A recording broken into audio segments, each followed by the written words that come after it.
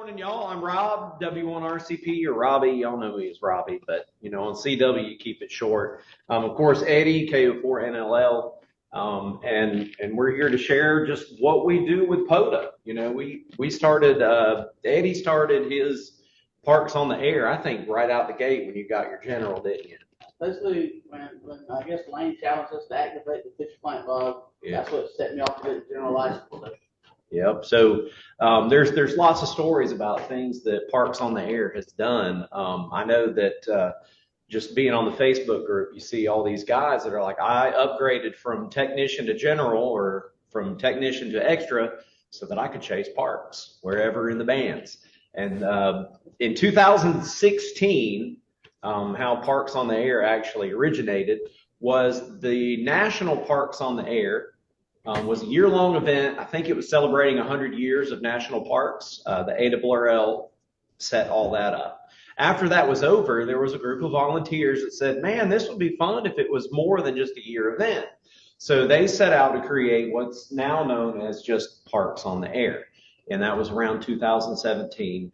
And it has grown a lot since then. I know I used to hear when I would scroll through the bands, I would hear CQ Parks on the Air, didn't really know what it was up until maybe last year. I started hunting a few parks here and there, but in February is when I really started myself hunting a lot of parks, and I went from only having a couple 10s or 20s of unique parks to just surpassing 2,500 parks. I think today I have 2,803 unique parks, and close to 10,000 QSOs just chasing parks. So there's plenty to do as far as Parks on the Air goes. So our goal today was to show you how to sign up for an account, how to do either hunts from home or an activation, which the activation that we as clubs in South Georgia are doing on October 22nd.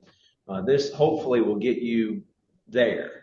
And anybody can do it. It doesn't have to be an all-day event like Eddie and I like to do. We'll go out and we'll play whole weekends out in the field. It's field day every day. Also, and you can do it as short as you want. You can activate a park in as quick as you can, but we've done it in 7 minutes before. I mean, it doesn't really take any time if there's people out there, and there's always people out there. Well, field day was a terrible day, but other than that, there's always people out there. Exactly. So it's not hard. Usually on Friday afternoons, I get off early and Robbie and us get together and eat supper. Usually on Friday afternoons, I get home, throw my radio in the Jeep, go back to the fish plant bog and activate for an hour and go back home. So I usually activate every Friday afternoon for a little while and we'll do 30 or 40 contacts. So it's pretty easy. It doesn't really take a lot of gear. So it is a lot of fun, especially if it's almost like being a DX entity. You go out into these parks and they will find you, especially the loyal hunters. And there's a bunch of loyal hunters that'll keep you busy. All right. So these next 5 slides are actually pretty quick since we're not actually sitting in front of the computer to sign up. But this is how you would sign up. Now, to be a hunter, you don't even need this account. If you're just hunting and you don't even care, you could look at the spot page without signing in. You can contact the parks and the amateurs in the parks, and you can log them in your log, all without an account. But there's all kinds of stats that they collect from the activators. And we'll talk about who uploads logs later on in the thing, and you'll see that as a hunter, all you have to do is make contact. You can keep a log or not keep a log. That's up to you. You'll get credit from those activators. Beep. So you'll click the sign up there at the top, and then they use another website called Cognito that handles all of their login information. So you'll click the go to Cognito sign in.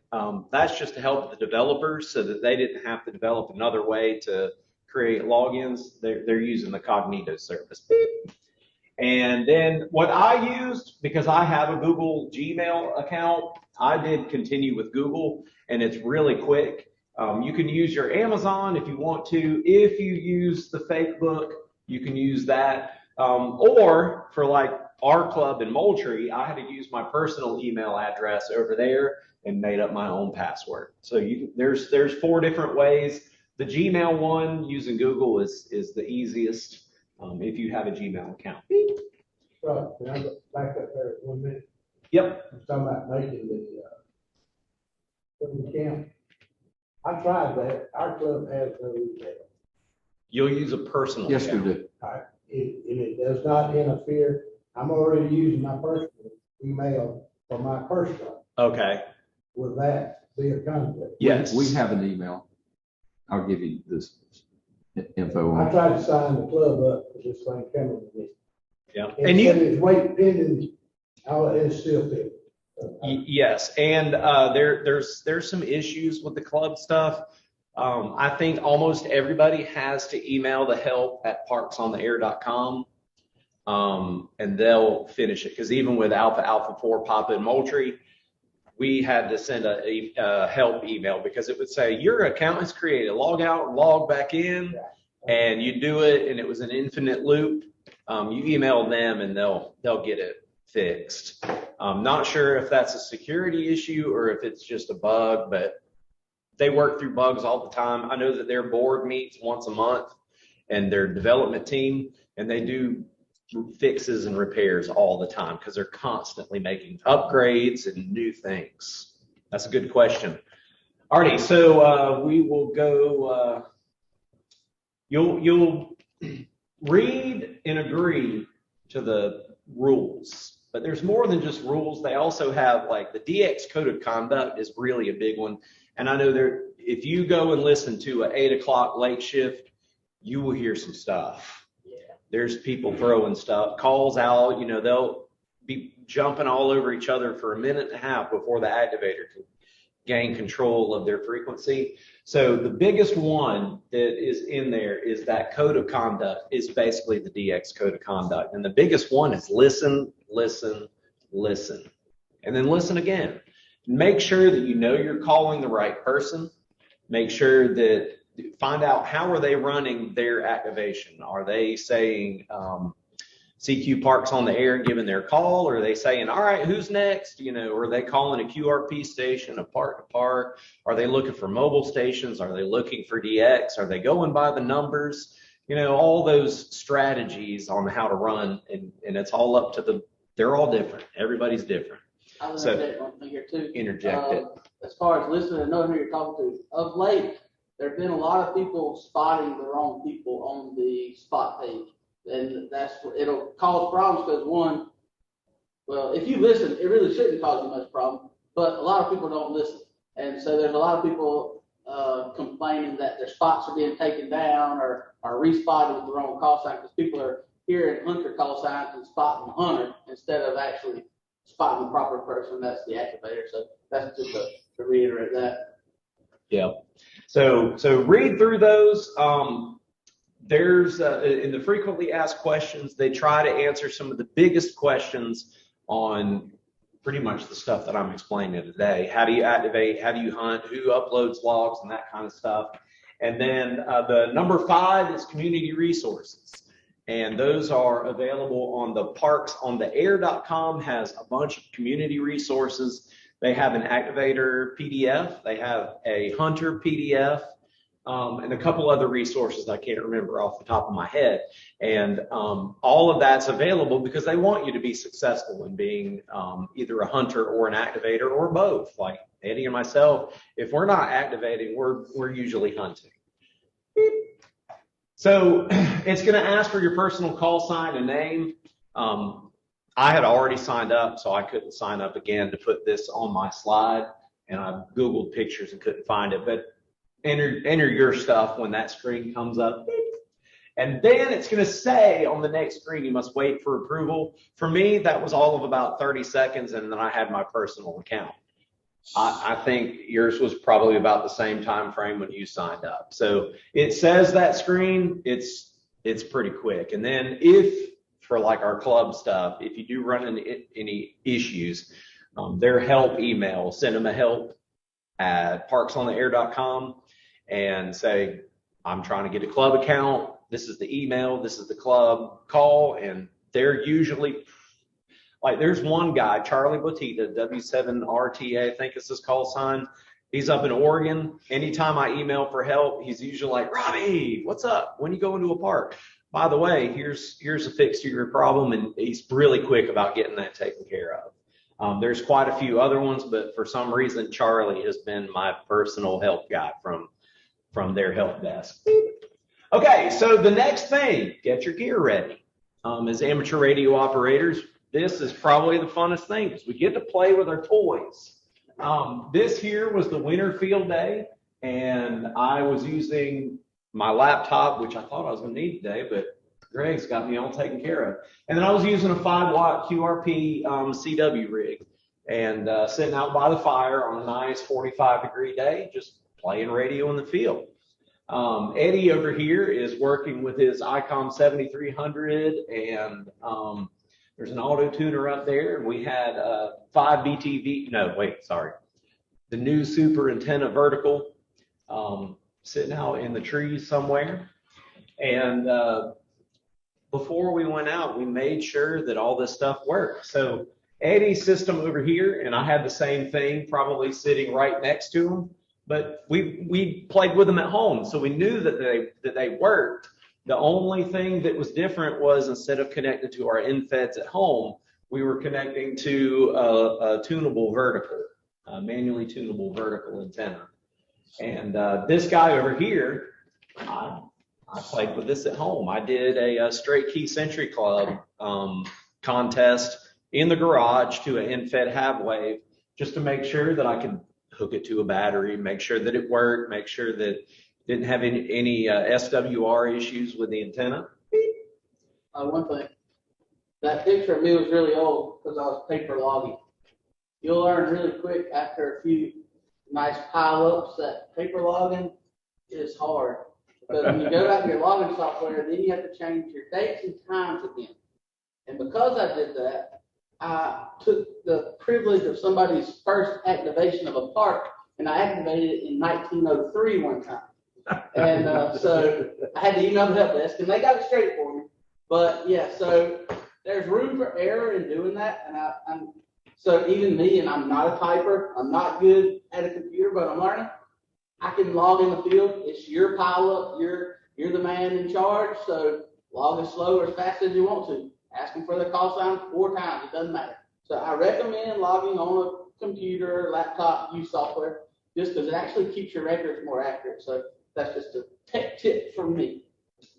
Good tip too. We'll talk about logging later on too.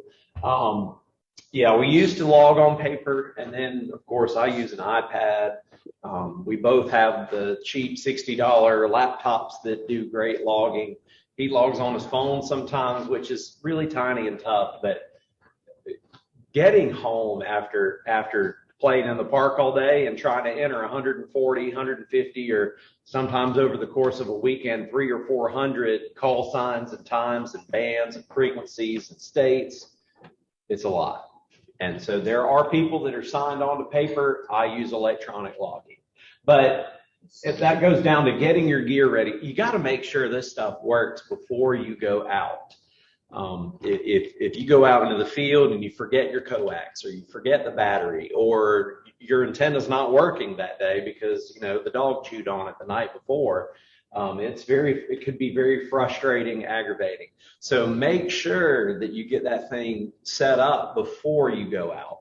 And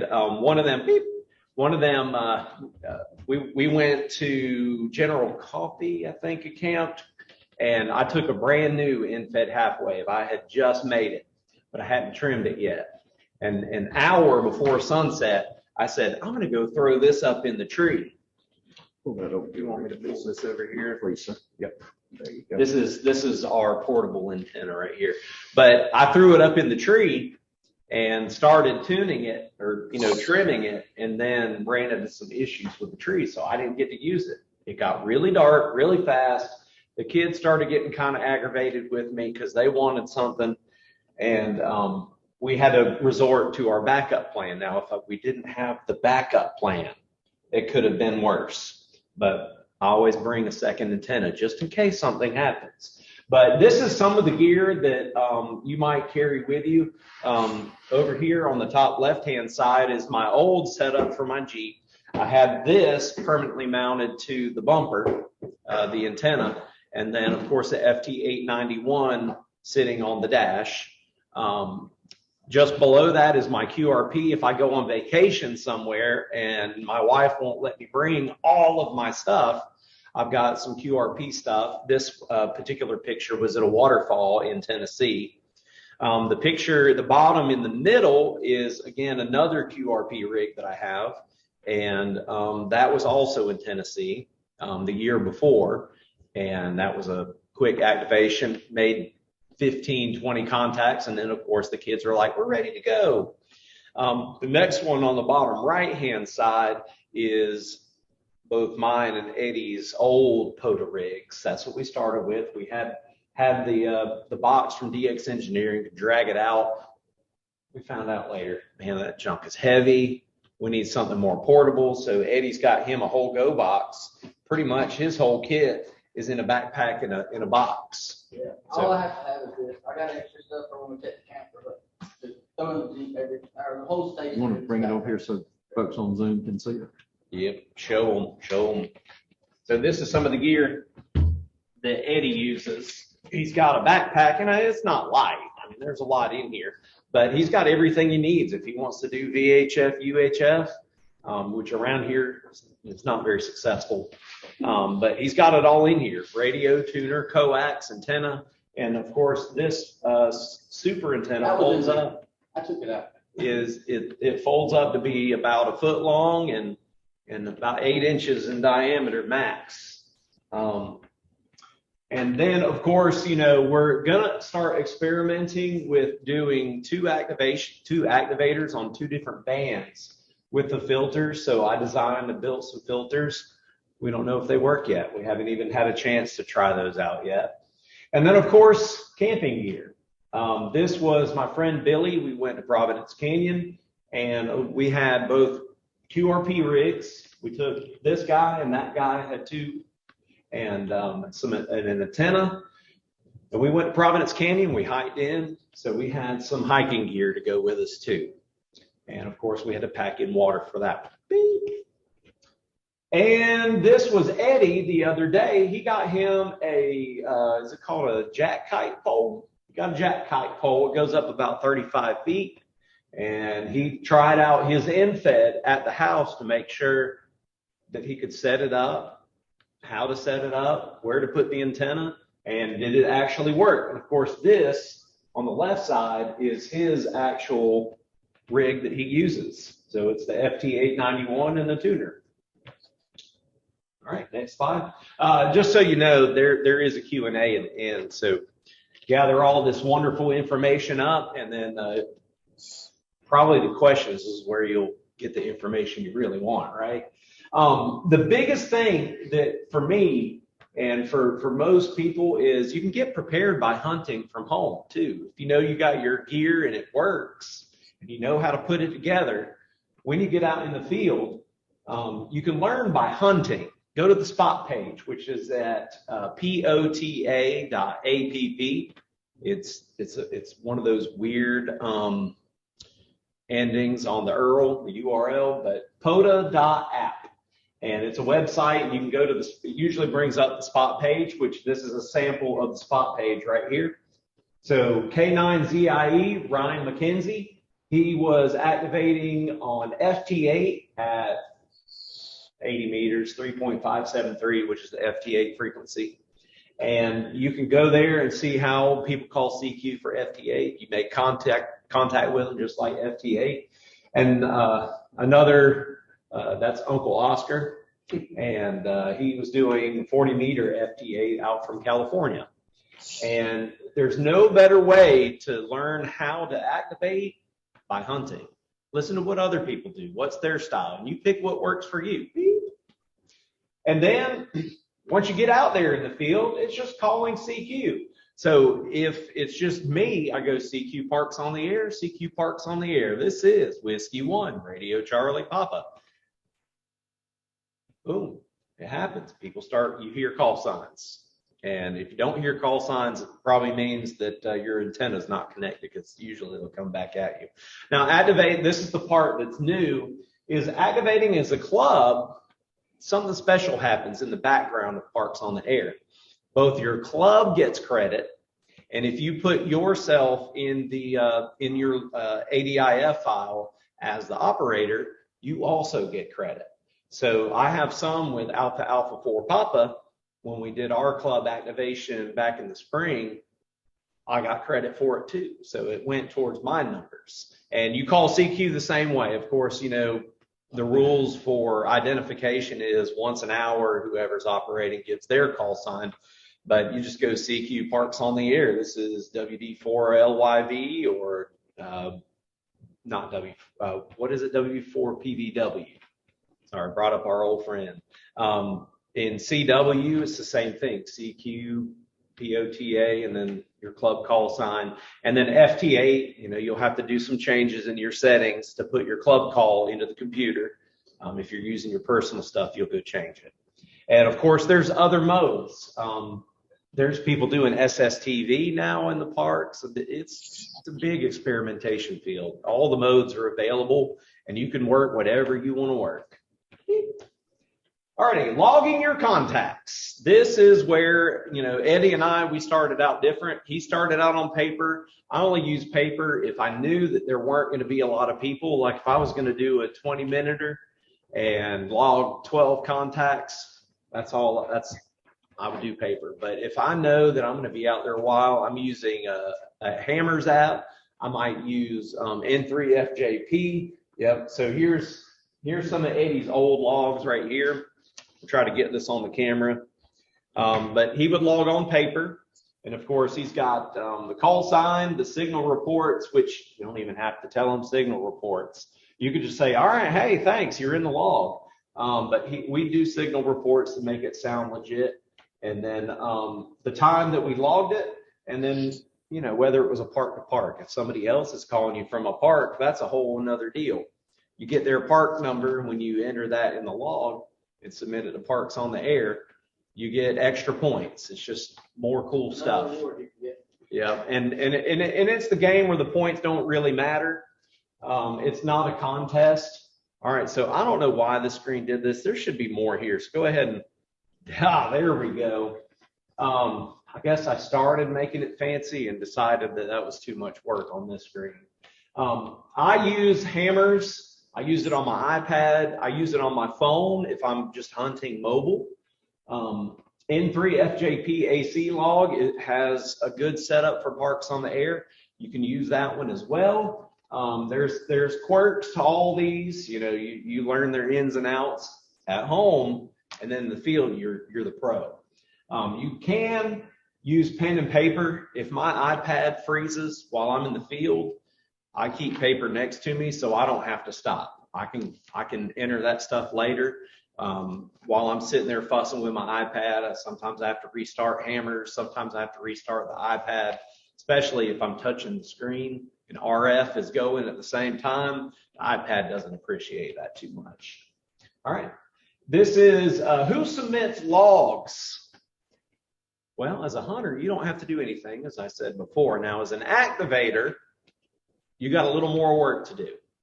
They only accept logs in ADIF format, although they have made a change where you can manually enter them into their website.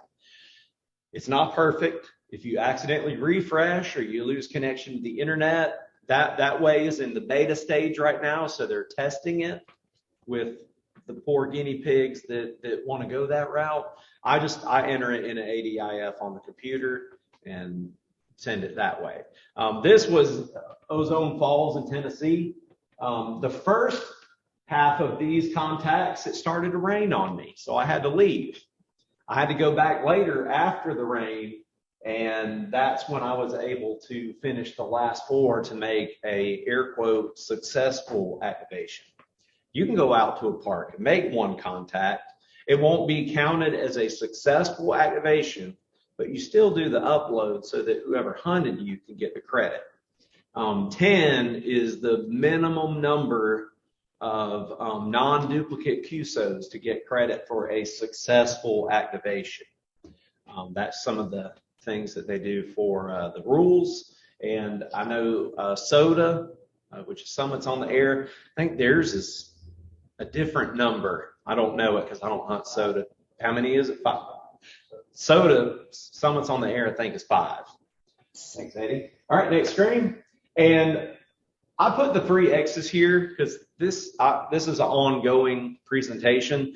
This is the old school way of how you got logs submitted is you emailed an area coordinator, next screen, and we don't have to do that anymore. We can manually upload our own logs.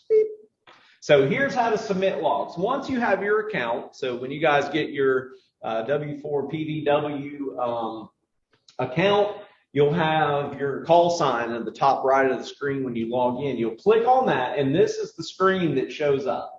You click on it, and it'll say, My Log Uploads. And it's about halfway down. You'll click it. It'll bring you to this screen right here. It will show you your old logs that you've already uploaded and what was accepted. And, of course, you can see that I failed with some errors on some. One of the ADIF files had some character in the signal report field, and it failed. I had to go dig through it to figure that one out, but got it fixed. So what you'll do is you'll click the section right there. You could either drag the file, your ADIF file, once you've created it, over and just drop it on there. I like to click it and, go through my computer and go find where I save my logs and select the one. And then once you set it, this is what you'll see. So this was 2195, and it was on September 3rd. The QSO dates were on September 3rd. It pulls all this from your ADIF file. It'll get your call sign, date, and then it pulls, you check it, make sure it matches what your log was. Then you'll click, my logs are correct, and I understand they can't be changed. They really don't want you to have to, if you do make a mistake, they'll fix it. They really want you to check, double check, and recheck again to make sure that what you're sending to them is right. And then my logs for activation conform to the on-air rules of code of conduct. They really don't want you to cheat, and there are some people that do cheat. And then you click upload file for validation, and then it validates. So the next thing, you're done with all that. What do you do next? Well, one of the big ones is, should you send a QSL card? That's up to you. How much money do you want to spend? Eddie and I think Eddie has more than me. I've got a little over 3,000 just activator QSOs. I'm not going to send 3,000 QSL cards. That would be expensive. I would have to get another job to fund that. But there are some hunters that may need your state. They might need your county. I know Eddie and I both had county hunters that pretty big one, the county hunter. they'll send you either an email. I've been emailed and said, hey, what county were you in at this park? And I know a big one is Colquitt County and Cook County are fairly rare out there. And when they make contact with us, they're happy. And I've sent quite a few of those. So, some hams will send you a QSL card. It's nice to reciprocate. Even if you don't send QSL cards, if they send you one, it's nice to send them something back. I even had one guy who said, hey, I don't have a QSL card, but I really enjoyed our conversation out at the park. And he just sent me a letter in the mail and outlined, what we talked about. And it was really cool. It goes back to some of the traditions of ham radio is sending QSL cards. And there's some people that believe that your QSO is not complete until they have your QSL card in the mail. So, of course, this is the far left one is not a QSL card, but that's Eddie sharing his stuff to Facebook and Twitter. And I was like, man, that's as good as a QSL card photo right there. So I threw that in there for what it was worth. But for the clubs and for our personal ones in the middle, we do have Parks on the Air QSL cards that we made special just for when we're out in the parks and we receive them. We send them a different QSL card than our home QSL card. And of course, on the back, we've got the park and the county, the state, the grid that we're in, just as extra stuff. So if somebody worked us and wanted any of that, they have it in official format. And we have reached the end of I tried to keep it short because, you know, there's no way that we could teach all of this in one lesson. There's so many facets to Parks on the Air that, you know, Mr. Roy might have one idea going through his head, where Glenn may be thinking of something else, or Bobby may be like, I was thinking about this. So this is your opportunity. Do you have any questions, comments, or concerns? Something that popped in the head, or even after we leave today, if you think of something, shoot me or Eddie an email, contact us on the repeater, and we'll be glad to help you out. And if we don't know it, we should. Oh yeah. But even if we don't know the answer, we know who to ask to find the answer. So this is your time to shine. We'll throw it at us. Didn't you say a while ago that the hunter still gets credit even if it's less than 10? If they upload the law. Yes, and I found most people that don't get 10 don't upload. They seem not to, but that's kind of. it's expected. And there was a time not too long ago where I went out to a park. Eddie was just hanging out at Delran. I showed up and didn't realize that it was only 15 minutes until the change of the UTC day. And your contacts have to be made between 0 Zulu and 2359 Zulu. And I showed up to the park with 15 minutes left, and it was real light. And so I was frantically calling CQ, and I was like, Eddie, guess I'm uploading 9 today. But we did I called him on a repeater because it's only a few minutes from his house. No, I was in the park. Oh, yeah. Sorry. He used his HT, and I made the 10th with him with a minute to spare and made the 10. But yeah, you're supposed to. There's guys out west that activate some of these tougher parks, and they don't have the greatest conditions. A guy in Hawaii only made like 5 or 6 one time. He uploaded his. So it's expected that you do it even if it's not a successful activation. So you I'll tell you, there's no such thing as a non-successful activation, I guess you'd say. Yeah. It's just I don't know what they call it. No, it's not a failed activation. It's an unsuccessful. They try to put a positive spin on it. Swing to it. Even our friend Billy, he only made 3 contacts as AA4P. So he only wound up getting credit for 3 QSOs, but we uploaded it anyways. And that is the thing, if you operate under your club call and you're the operator and you care, get 10 contacts or you will have an unsuccessful activation. Yep. Or either just, if you just want to play on the radio, leave it as somebody else as the control operator, I guess. We actually don't even know. I know in the U.S. entities, the U.S. parks start with a K for kilo, and there's 4 digits. So there could be 10 up to 10,000 just in the U.S. But I think right now Parks on the Air has parks in 130 countries. Yeah, they just started letting China have parks, I believe. So it's a worldwide thing. I know that I worked right close to 20 countries. Somehow I worked Japan a couple years ago, and I don't know how I did it. But a big one is the Dominican Republic. We got a friend down there who activates all the time. Dominican Republic, I've worked Spain, Europe, quite a few European stations. Spain's one of them. I work New Zealand all the time. Of course, he's on FT8 most of the time. I did work him on CW twice, which is really, really cool to be able to work someone that far away on CW, especially at 9, 10 o'clock at night on 20 meters. It's pretty exciting. But there 130 countries. So Canada has a bunch too, because they have each province that could have up to 10,000. So there's a lot of parks. I know that there are some people that have close to 10,000 unique parks in their award section. that they've hunted. They've been doing it for 5 or 6 years though. So those are good questions. We've got a couple of technicians that want to come out and operate. Is that possible?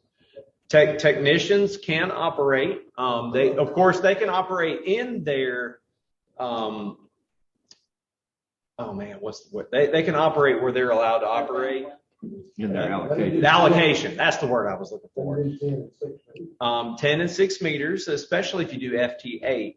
10's been open. I got my first park on 10 open. I heard somebody on the way in here this morning who wasn't in the park, but they were calling CQ on 10 meters, and it was loud. But if we use the club call. Now, if they use the club call, if they operate with the control operator, so let's say just like field day, it's a get on the air station. They're operating under the club call. You can put your call sign as the operator, the control op, and then they can call using the club call. They won't get credit for it, but they can at least play radio. And then, maybe it'll encourage them to get an upgrade. I know last night Eddie was complaining, not really complaining, but there was a guy on 40 meters who was in the extra portion of the voice on 40 meters. And, of course, the guy was an extra and I'm an extra. So I called him and Eddie's like, I can't go there. And I went, I know, upgrade, man. But there was a guy the other day that did a successful 10-meter activation. And with the sun cycle coming up, and of course, before a solar flare, things get interesting. You could do it. And then, of course, Western United States pretty well. just about, work in California was easy back, at the last solar cycle. I was running 5 watts to a dipole in an inverted V configuration. It could talk to people in California all day long. California and South America seems like we're really easy, west and south. All right, any more questions, comments, concerns? Oh, you were talking about upload to the ADIF file. Right. If either y'all I use ADIF Master if I need to go look at something and just look at. That's just the easiest way to look at it. So if you do a lot of FT8, it's not a bad idea to do that, right? Because Sometimes, because I use JT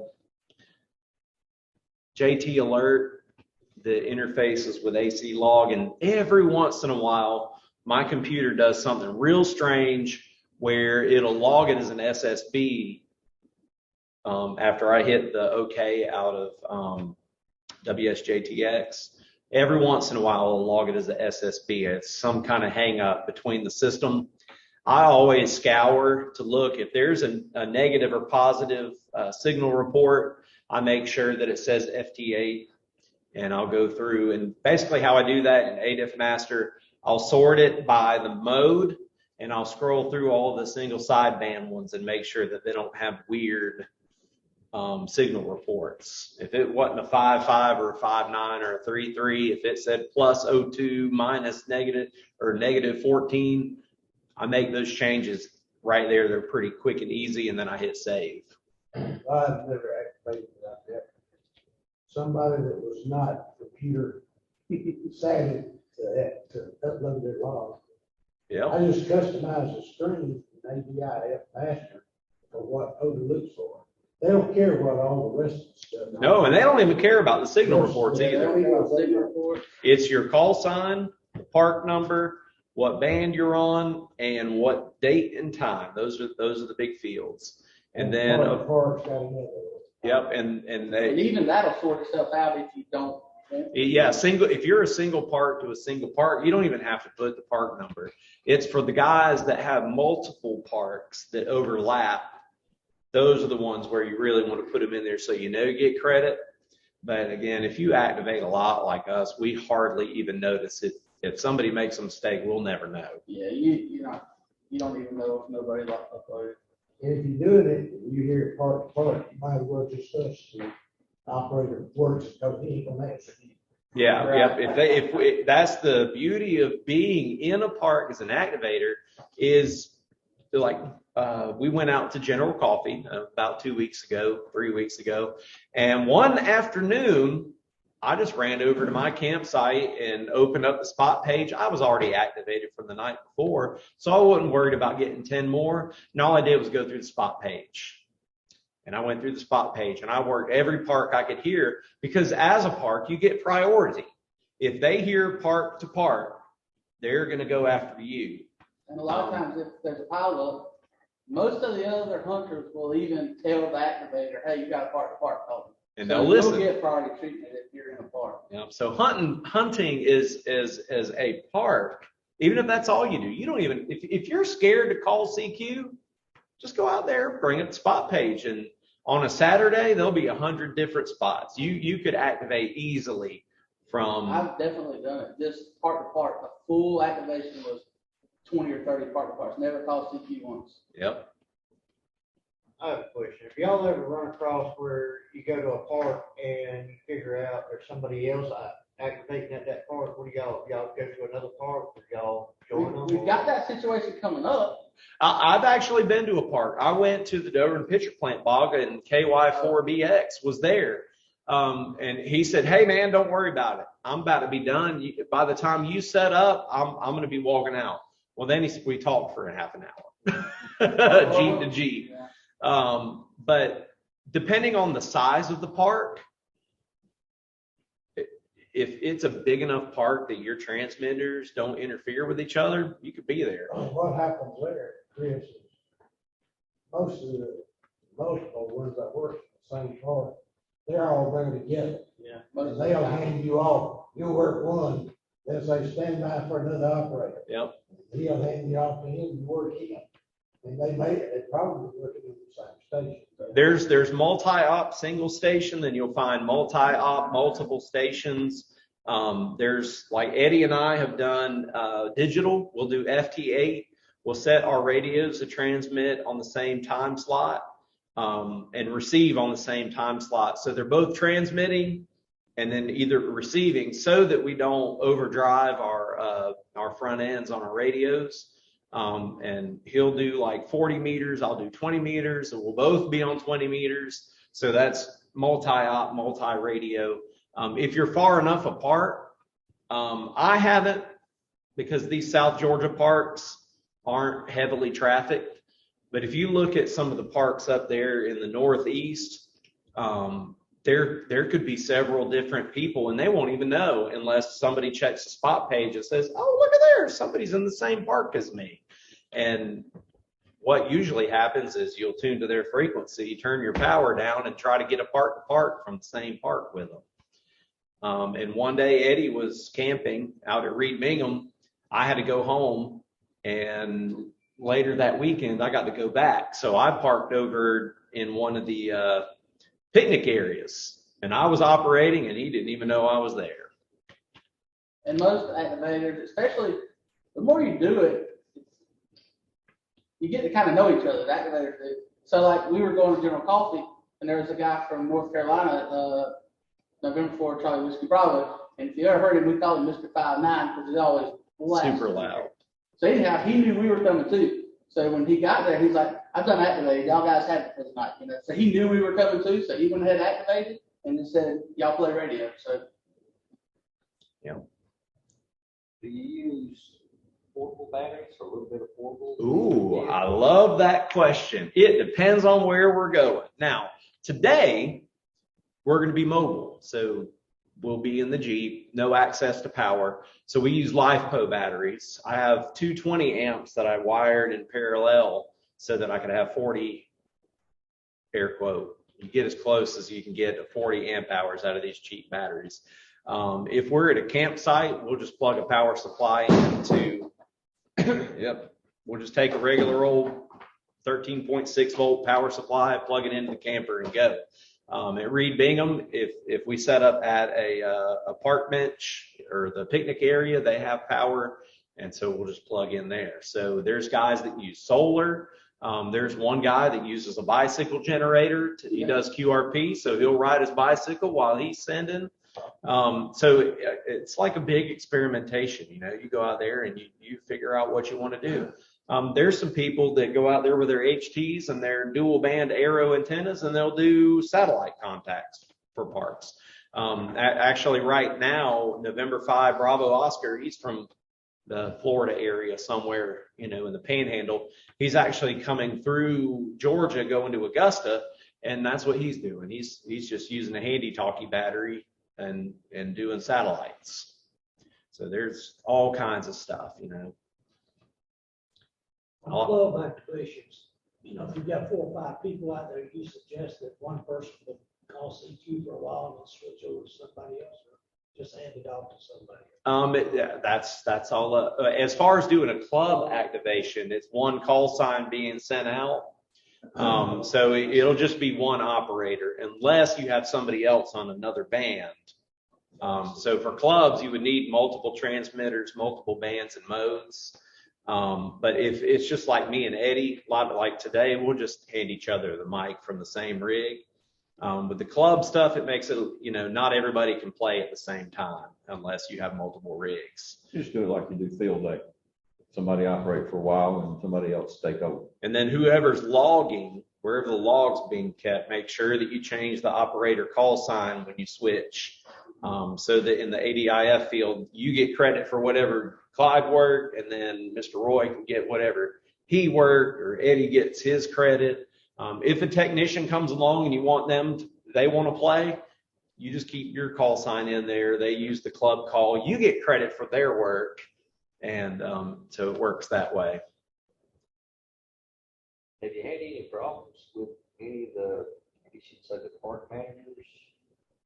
I have heard stories of problems with park rangers, popo, the like.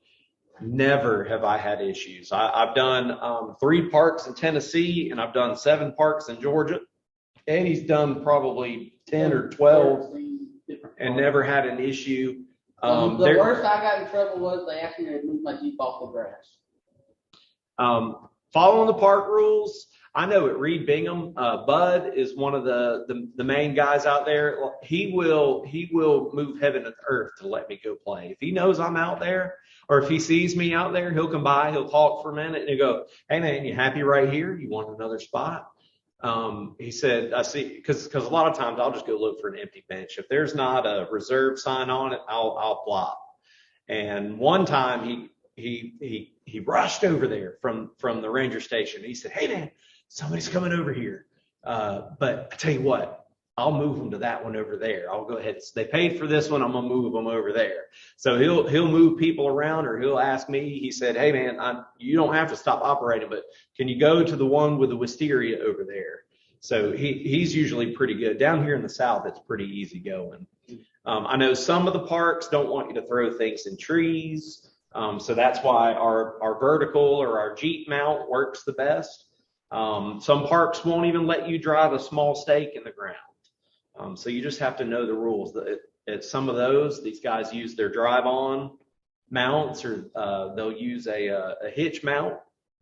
So Pretty much, if we're not, so far, if we're not in the campsite, we use either this antenna on the tripod, or just screw it onto our Jeep.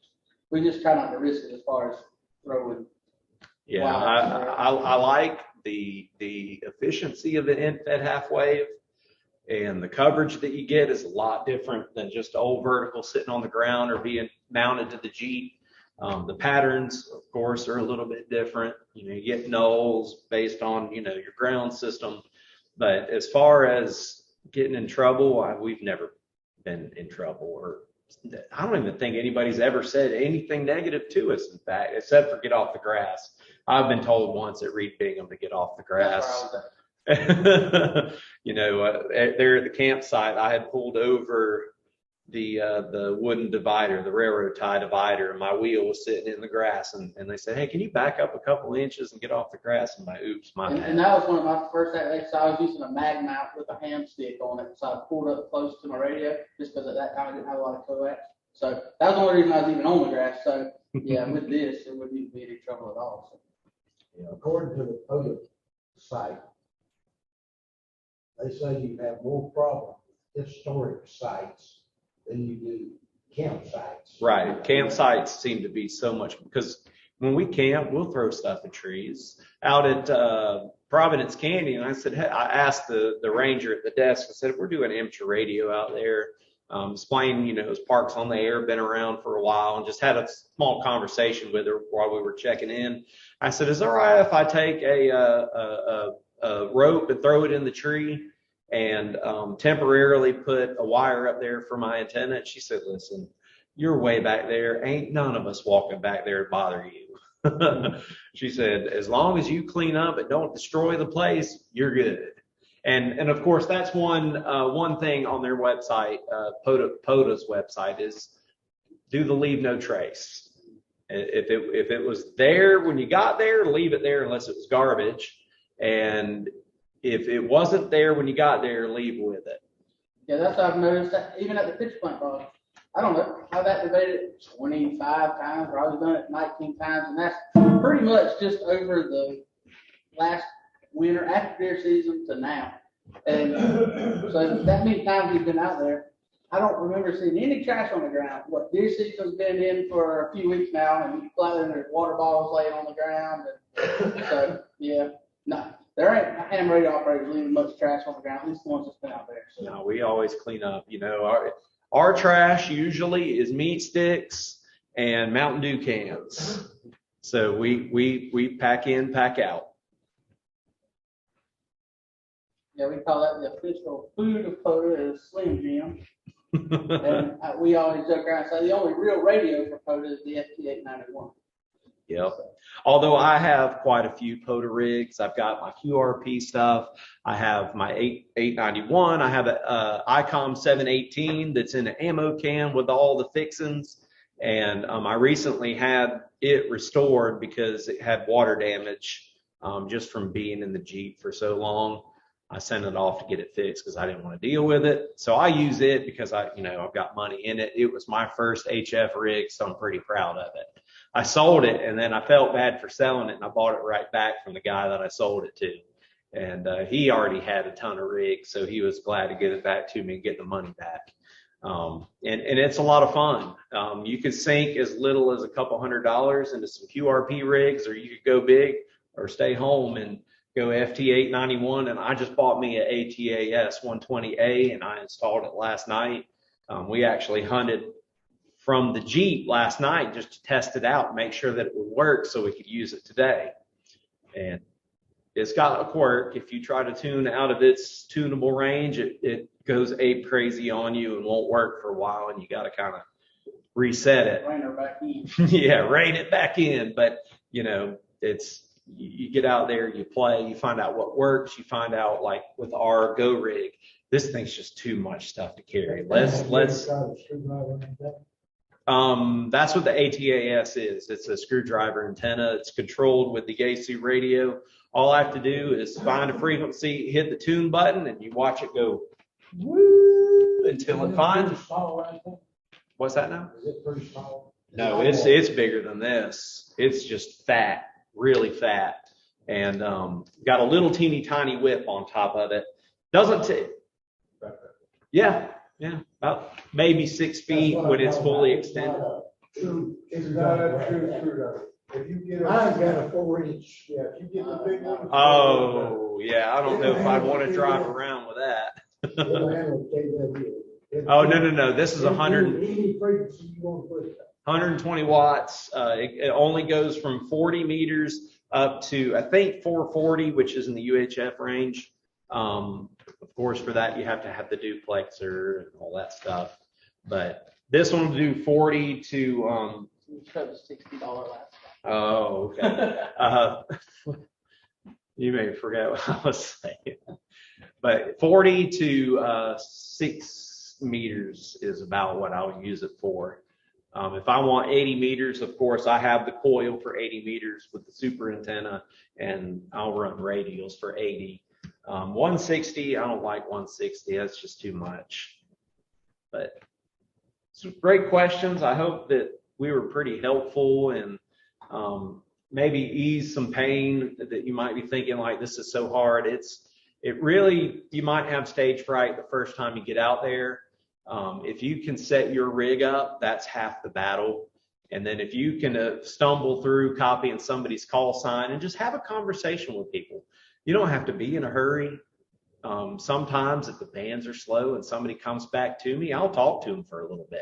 I've met guys that used to live in Moultrie. I've met guys that have ex-wives that live in Moultrie. I've met all kinds of folks. And of course, you know, you get regulars. If you've done it enough, you know, there's people we hunt that know who we are. Last night I talked to a guy. His call sign is Alpha Delta Zero Whiskey Norway. That's how he says it, Edgar. And he said, "Hey man, you're not in the park." I said, "No, I can hear you this time though. We're testing out a ATAS 120. He goes, "Oh, tell me about it." I mean, he's got people waiting, but he stopped to talk to us and get our input on it. I said, "Dude, I love it." He goes, "I think I'm gonna have to get me one." What if you do the parks on there, you'll see people that's on there every day. Oh, Anytime you turn it on, you're gonna see, K7CAR. oh, yeah. Yeah. Every time you go on, I don't know what he does, but it's He always. lives in a park. Yeah, he practically lives in a camper. He's got big antennas. There's some guys that we hang out with on a Discord.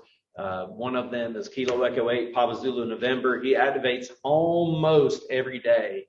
And Friday, Saturday, Sunday, he'll be in parks all the time. If he's not working, he's pretty much in a park. I'm pretty sure he's activated it. I think he's still got it, like, trying to do every day of the year, and I think he's still. And I think he's done every park in West Virginia. Yeah. So The there. one thing about, take away from here, Robbie, I think, anybody in here's got an HF radio, become a hunter, it won't cost you nothing. Yep. Absolutely. If you're already on the air. You gotta go spend some money. And, Unless you want to take your station apart, which. That was the other reason why we branched out and got other rigs, is because we were using our home rigs. well, if nothing else, you don't have to have a different antenna. You don't know. Yeah, if you're not going to drag your tower out into the field. But even the end-fed half wave, let me drag that over. Of course, I made a little windy thing, and he's got his throw sack, which is a 11-ounce throw sack. You can really zing these things. Yeah. And I told Eddie came over. Oh, sorry. There you go. Eddie came over to my campsite and he saw that my antenna wire was way the heck up in the tree. He goes, "How hard did you throw that?" And I said, "Not at all." And so I pulled it down for him to put his up later. I said, "Go ahead and sling that throw bag up there." And he put it pretty much in the exact same spot. And it was, we figure anywhere between 50 and 60 feet in the air. And all we did was this. And I mean, you can get in the video, but just this little bag and getting a little centrifugal force. And man, that thing really zinged way up there.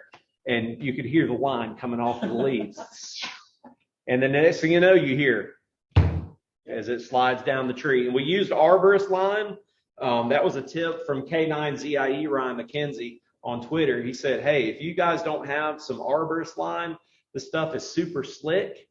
I was using a boot and some paracord, and it would get stuck in the tree every time, and I'd sit there going, shake, shake, shake. That's right. Yes, I would take my shoe off or a hiking boot and launch it up in the tree. I did probably 6 activations that way before I upgraded.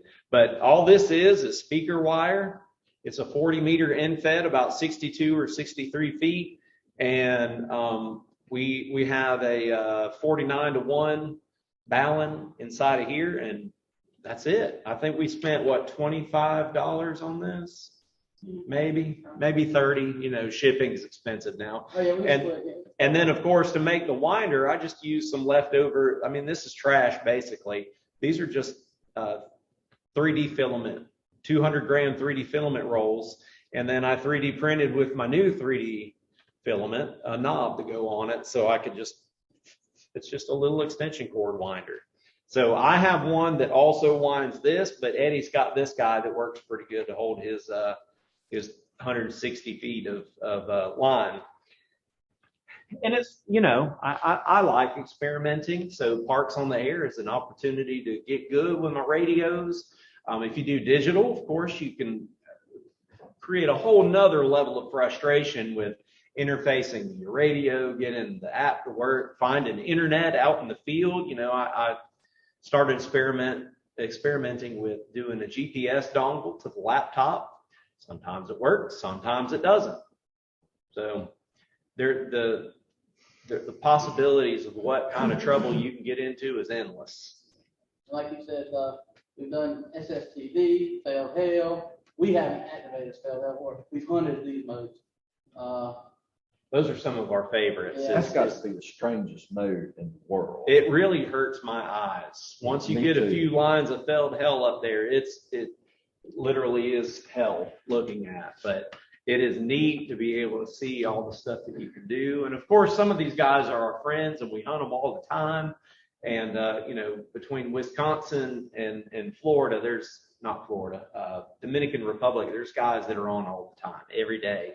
And they say, hey, I'm going to a park. And a lot of times we're at work going, yep, we're working.